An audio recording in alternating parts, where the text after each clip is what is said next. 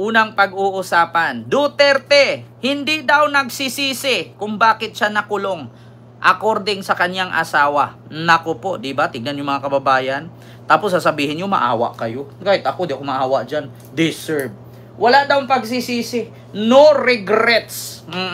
Sa mga nangyayari at sa kanyang pagkakulong. Wala daw siyang pinagsisihan. Naku. Eto, mga kababayan, pakinggan ninyo. May ads lang po. Pasaway official, hello po, and kay Guru ako, and kay Mel Torres. Tanggap na umano ni dating Pangulong Rodrigo Duterte ang kanyang kapalaran. Ito ang ipinahayag ni Elizabeth Zimmerman, ang dating asawa ng dating Pangulo, matapos niyang bumisita sa detention facility ng ICC. Ayon kay Zimmerman, napag-usapan nila ang kagustuhan nitong i-cremate siya at nagpasalamat din sila sa patuloy na suporta. And I asked him, what would be your message to the people outside? If it is his destiny to be here, then so be it. No, he has no apologies, no regrets, and that's it. He's accepting it already, and that's why we talk about the cremation. Dagdag pa ni Zimmerman, bukas pa rin ang alok niya na tumuloy sa kanyang bahay si FPRRD kapag nakalaya at kung gugustuhin ito. So yun, mga kababayan, may dugtong pa ha. Gusto ko lang reaksyonan. Sabi ng asawa ni Tatay Digong na si Nanay Elizabeth Zimmerman, hindi daw nagsisi si Digong kung ano man ang kanyang destiny, kung ano man niyang kapalaran, at wala daw siyang dapat ihingi ng tawad. No apology and no regrets. Yun daw ang sabi. Actually, sabi nga ni, sino yung nag-comment? Si Sir Kenry ba? Iba ang sinasabi ng bibig kaysa nararamdaman sa dibdib. Di ba? Yun ang totoo, mga kababayan. Alam niyo minsan, kaya nga tayo, kapag hindi tayo na-rattle, lalong-lalo na pag nasunugan, kahit gaano kabigat yung TV, refrigerator, aparador, mabubuhat mo yan. Kapag nasa piitan, nasa yung madalian. Pero sa totoo lang mga kababayan, iba kasi yung iba talaga yung nararamdaman. Sinasabi lang ni Digong yan na wala siyang pagsisisihan kung nandyan man siya, kung destiny ba niya yan, at higit sa lahat, wala daw siyang dapat ihingi ng tawad. No? So, ibig sabihin, gura nyo na. Diba, mga kababayan? Wala daw siyang dapat ihingi ng tawad. Wala daw siyang pinagsisisihan. Walang pinagsisisihan sa mga dahilan ng pagkakakulong sa ICC. Kasi lagi naman ang sinasabi ni Digong, ginawa ko to, no, para sa aking bayan. Wow. Pag sure. Pag sure, diha. Ginawa mo para sa iyong bayan? Bakit? Kung ginawa mo yan para sa iyong bayan, edi sana wala kang kalaban doon sa iyong lalawigan. Di ba? Di ba? Yun lang naman eh. Kung ginawa mo yan para sa bayan, edi sana wala kang kalaban. Edi sana hindi ka kinalaban ni Nograles. Maniwala lang ako ng ganyan, mga kababayan, na magaling si Digong kung walang galit sa kanya sa Davao. Di ba? So anong tawag niyo sa mga Nograles? Sa anong tawag mo doon sa mga bumuto kay Nograles na libo-libo din? Kaya, nako. Yun ang tanong, mga kababayan. Maniwala lang ako kay Digong at sa mga pinaglalaban ng mga DDS na magaling si Digong, mabuting tao, mabait na tao, walang pinagsisihan kung nakulong man siya ngayon kasi para sa bayan ang ginawa niya, kung wala siyang kalaban. Ang daming ang galit sa kanya eh. Di ba? Isa na ako. Hindi ako galit sa kanya personal. Galit lang ako kung bakit ginawa niya yung milyon-milyon pera bayad ng isabong ng Pogo.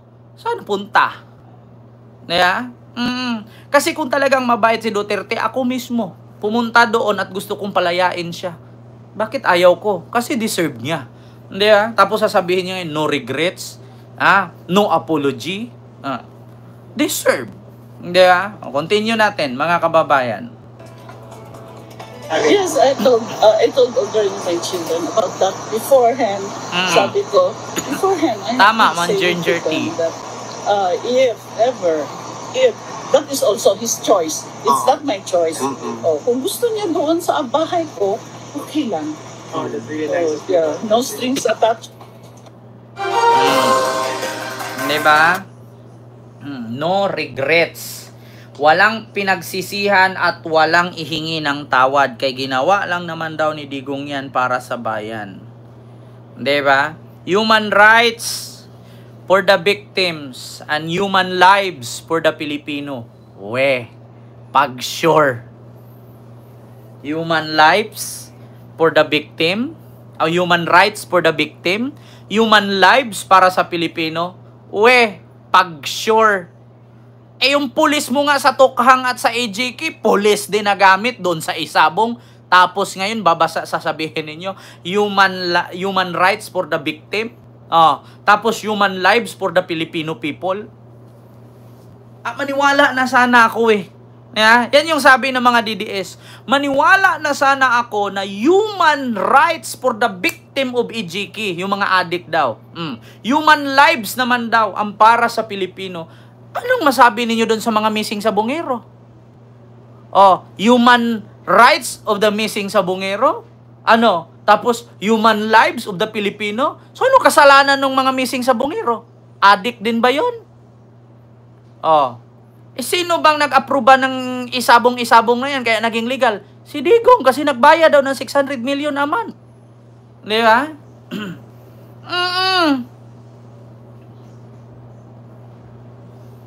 Di ba?